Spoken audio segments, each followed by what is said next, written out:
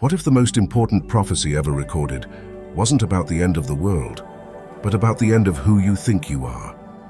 There was a man in early 20th century America who would lie down, close his eyes, and leave his body. And while unconscious, he spoke. He diagnosed diseases he had never studied. He described past lives he had never lived. He mapped futures that hadn't happened yet. His name was Edgar Cayce. And almost no one who talks about him is telling you what he actually said. Because what he said about this moment, about right now, 2026, isn't what you've been led to believe. Stop waiting for the earthquake. The prophecy is already happening inside you. Here's the blind spot almost everyone carries into conversations about Cayce. We approach him the way we approach weather forecasts. Will California fall into the ocean? Will Atlantis rise? Will the poles shift? We treat prophecy like a news ticker, something external, something we watch from a safe distance while sitting on our couch. But Cayce himself said something that completely dismantles that approach. He said, "The spirit is life, the mind is the builder, the physical is the result." Every single prophecy he ever gave was downstream of consciousness. The outer world was always a reflection of the inner one. So when Cayce spoke of 2026 as a threshold year, a time of radical transition and upheaval, he wasn't describing something that happens to you. He was describing something that happens through you. Let that land for a moment.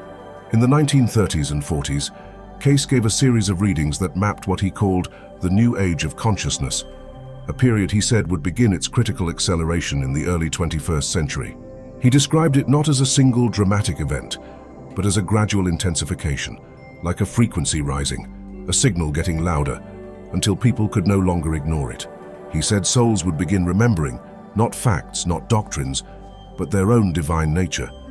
He said the veil between the material and spiritual worlds would thin.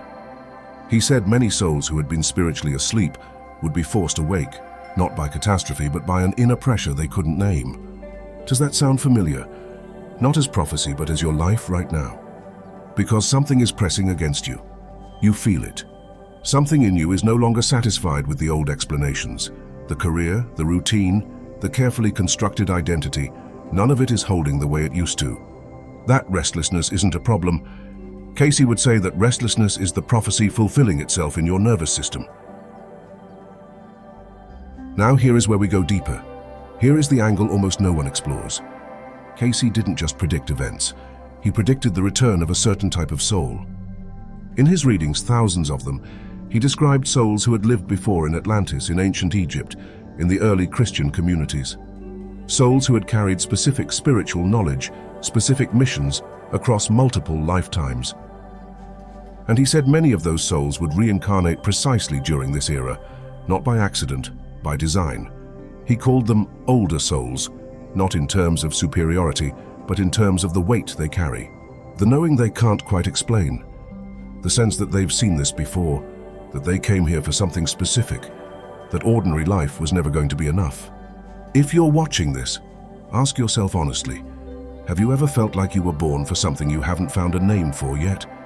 That feeling, that specific, aching, unreasonable feeling, Cayce would say, is not delusion.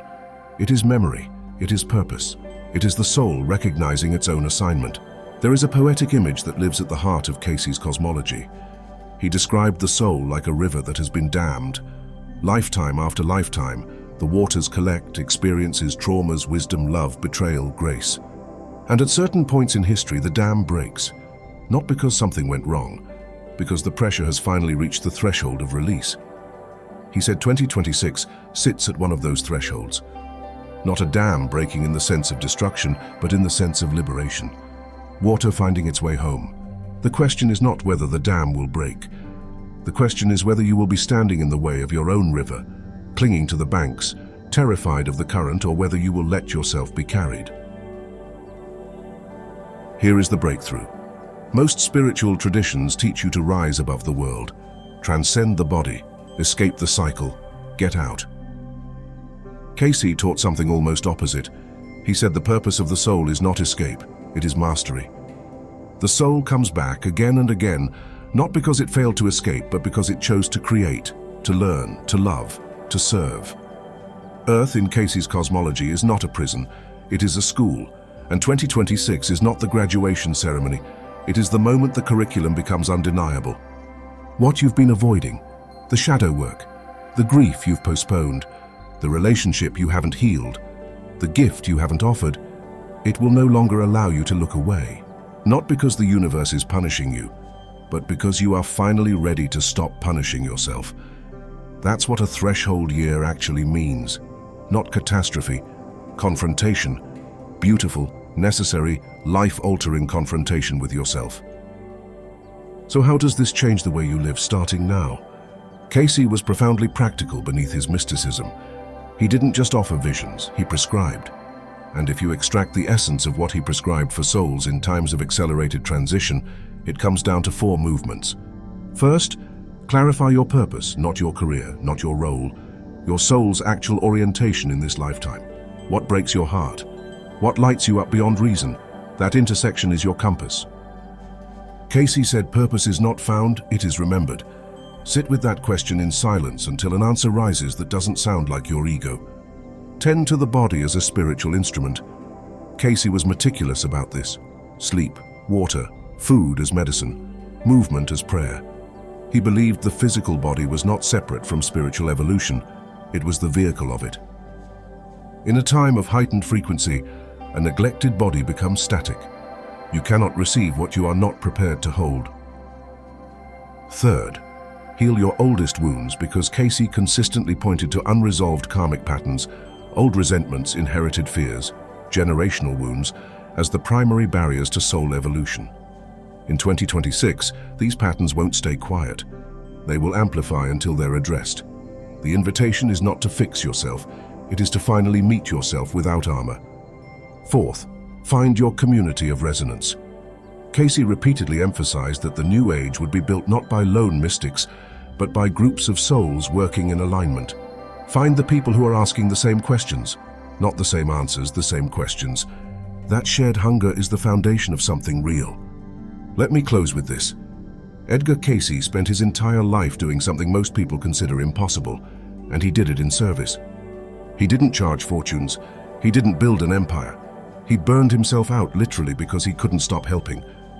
And in his own readings, when asked about his purpose, the answer was always the same: to show that the divine is not distant, that the information, the healing, the knowing, it was never locked away in heaven.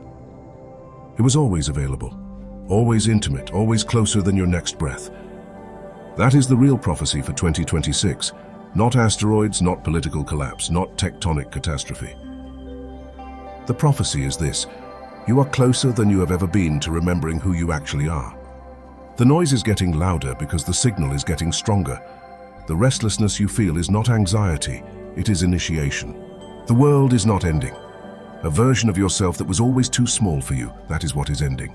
And in its place, if you are willing, if you are honest, if you are brave enough to stop performing your life and start living it, something ancient and luminous is ready to move through you. Cayce saw it coming. He spent his life saying so.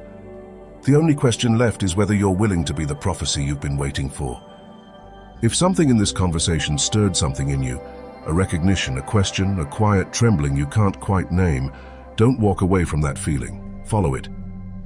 That's what this channel exists for, to go deeper together. Subscribe if you want to keep pulling the thread, because we're just getting started.